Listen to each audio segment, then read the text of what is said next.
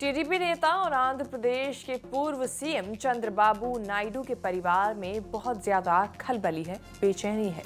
Party और परिवार के हेड चंद्रबाबू नायडू जेल में है। चर्चा तेज है कि चंद्रबाबू के बाद टीडीपी महासचिव और बेटे नारा लोकेश को भी देर सबेर गिरफ्तार किया जाएगा। पत्नी, बहू, बेटा, समर्थक यानी पूरी पार्टी, पूरा परिवार सड़क पर है। स्किल डेवलपमेंट घोटाले में चंद्रबाबू नायडू गिरफ्तार हुए तो जेल चले गए। सुप्रीम कोर्ट से लेकर आंध्र प्रदेश हाई कोर्ट तक जेल से निकालने की हर कोशिश अब तक फेल हो चुकी है। चंद्रबाबू नायडू ने हरीश साल्वे, सिद्धार्थ लूथरा जैसे वकीलों को हायर किया हुआ है। See, he was also in jail for 18 months, Mr. Jagannath Reddy Garu. So he wanted Chandrababu Naidu Garu to be in jail.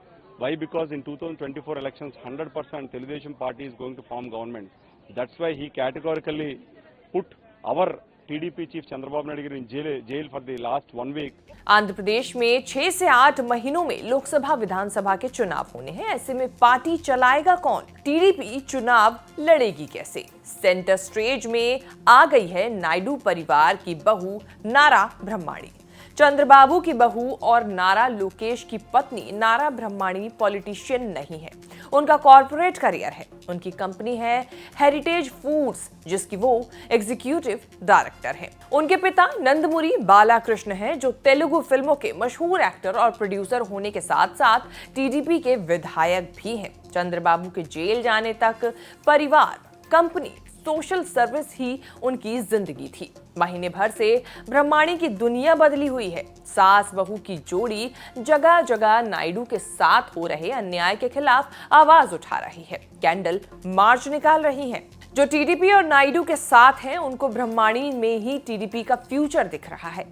ये तस्वीर है राजमुंदरी की। ब्रह्माणी पहुंची तो आईटी प्रोफेशनल्स की बड़ी भीड़ बाबू के समर्थन के लिए उनसे मिली, ये बताने के लिए कि कैसे नायडू ने जॉब के क्रिएशन से उनकी जिंदगी बदल दी। नायडू परिवार और टीडीपी के लिए समय भारी है, इसीलिए उम्मीद और भविष्य दोनों ब्रह्माणी में देखा जा रहा है।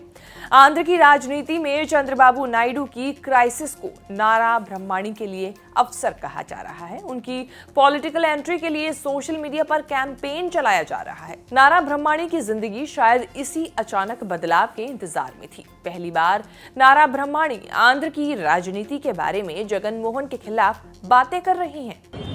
But we are fighters. We have a very strong family of TDP cadre, TDP leaders. बहुओं की राजनीति में आने की कई मिसालें हैं, लेकिन ऐसा पावर ट्रांसफर शायद ही किसी बहू को मिला हो। वैसे नारा ब्रह्माणी जिस परिवार की बहू बनी है, उसका इतिहास भी कुछ अजीब सा रहा है। नायडू जिस परिवार की पार्टी के सुप्रीमो हैं, वो उन्होंने दामाद बनकर हासिल की थी। परिवार है एनटी रामाराव का और पार्टी है तेलुगु देशम पार्टी। कहानी तब शुरू हुई थी जब चंद्रबाबू कांग्रेस के नेता हुआ करते थे। एनटीआर को चंद्रबाबू इतने भाए कि बेटी भुवनेश्वरी से शादी कराकर परिवार और पार्टी में ले आए। चंद्रबाबू को एनटीआर दामाद बनाकर लाए थे, पद और जिम्मेदारी सौंपी थी, पार्टी की कमान नहीं सौंपी थी। चंद्रबाबू की शादी के बाद जब एनटीआर ने पार्वती से दूसरी शादी कर ली तो चंद्रबाबू सास ससुर के खिलाफ बागी हो गए। एनटीआर पत्नी के मोह में फंसते चले गए और पूरी टीडीपी पार्टी चंद्रबाबू नायडू के पास ही चली गई। हालांकि कब्जा करके नायडू टीडीपी को ऊंचाइयों पर ही ले गए। 1995 से 2004 तक, फिर 2014 से 2019 तक टीडीपी सत्ता में रही।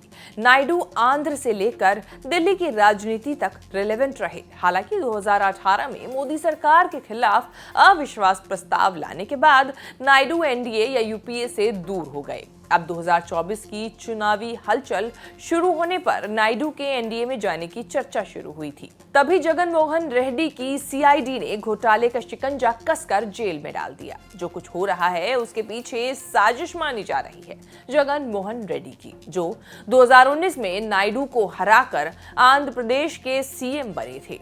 आंध्र प्रदेश में असली राजनीतिक लड़ाई जगन और चंद्रबाबू के बीच ही है। कांग्रेस कभी पहली पार्टी थी, लेकिन फिलहाल तीसरे नंबर पर है। अगर आंध्र में खेल पलटा तो फायदा कांग्रेस को हो सकता है। अब ये बात समय आने पर पता चलेगी कि अगर आंध्र प्रदेश में ये जो खेल है वो पलटता है तो कांग्रेस को इससे कितना फायदा हो पाता है। आपके विचार इस वीडियो को लेकर क्या है और आंध्र प्रदेश में जो हलचल चल रही है उसको लेकर आपके क्या विचार हैं, हमें कमेंट करके जरूर बताएं। बाकी आप देश और विदेश से जुड़ी तमाम बड़ी खबरों के साथ बने रहने के लिए देखते रहें न्यूज़ तक।